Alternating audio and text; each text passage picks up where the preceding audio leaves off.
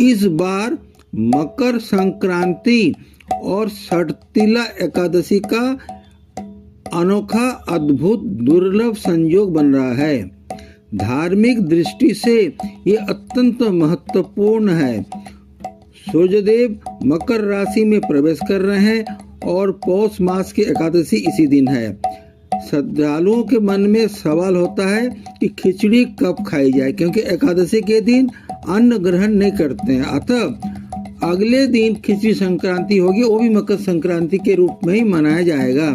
शास्त्रों में स्पष्ट कहा गया है, जिस दिन एकादशी है वो ही सर्वोपरि नियम है। इस अवसर पर केवल पर्व नहीं बल्कि धर्म, आध्यात्म, संयम, पूर्ण कर्म का संतुलन सीखने का एक अनोखा समय है।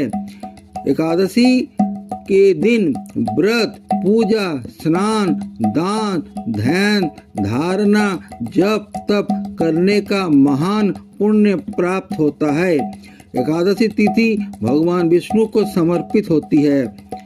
सनातन धर्म के अनुसार इस दिन अनाज अर्थात अन्न खाना वर्जित है।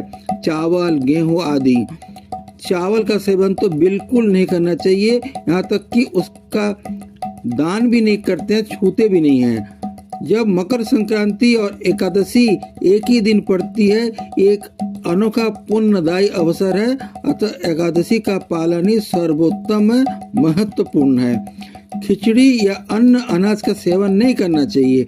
और ये तो खिचड़ी संक्रांति है, तो मकर संक्रांति के दिन आप मनाइए तिल संक्रांति और अगले दिन खिचड़ी संक्रांति।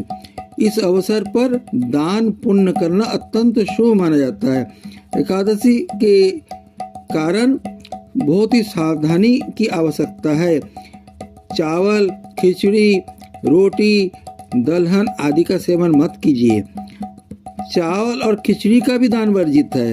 अतः उसकी जगह पर फल, दूध, दही, मेवा, तिल, गुड़, घी आदि का दान भी कीजिए और सेवन भी कीजिए। यदि आप गरीबों को और ब्राह्मणों को कंबल दान करते हैं, बहुत अच्छी बात है। सनातन धर्म के अनुसार तिल का दान विशेष पुण्यदायी है। पितृदोष, ग्रह दोष आदि को शांत करने का ये अनोखा उपाय है, अचूक उपाय है। श्रद्धालु मकर संक्रांति का पुण्य और एकादशी का फल दोनों को प्राप्त करता है। उसे प्रातः पवित्र स्नान करके सूर्यदेव को अर्घ्य देना चाहिए, भगवान विष्णु और महालक्ष्मी की पूजा अर्चना करनी चाहिए और फलाहार का व्रत करना चाहिए। अगले दिन द्वादशी है और उसी दिन खिचड़ी संक्रांति है। अतः उस दिन अन्न का सेवन अर्थात खिचड़ान्न का सेवन किया जा सकता है। मकर संक्रांति सूर्य नारायण के उत्तरायण होने का पर्व है। मकर रेखा पर सूर्य की किरणें पड़ती है, अतः बहुत ही शुभ मुहूर्त है। सूर्य धनु राशि से निकलकर मकर राशि में प्रवेश करते हैं। धर्मशास्त्र के अनुसार इसे देवताओं का दिन माना जाता है। इसका अत्यंत महत्व है। मकर संक्रांति पर जैसा ऊपर भी बोला गया है, पवित्र स्नान, दान, ध्यान आदि कर्म करना चाहिए। हरि संकीर्तन करना चाहिए, हरि कथा पाठ करना चाहिए, श्रवण करना चाहिए।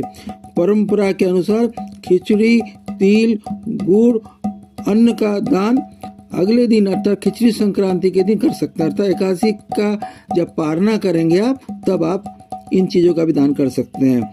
ऐसा करने से व्रती को सुख, समृद्धि, मानसिक शांति और उन्नति की प्राप्ति होती है। इसके अलावा सूर्यदेव को अर्घ्य देना भी अत्यंत आवश्यक है। संकल्प करना चाहिए और अगर स्वयं पूजा करते हैं तो अच्छी बात है। अगर किसी वजह से नहीं कर पा रहे हैं या इतना ज्ञान या सुविधाएं नहीं है तो किसी पवित्र ब्राह्मण को बुलाकर भी आप पूजा अर्चना कर सकते हैं। अतः ये 3 दिवसीय व्रत बन रहा है, 3 दिवसीय पर्व है।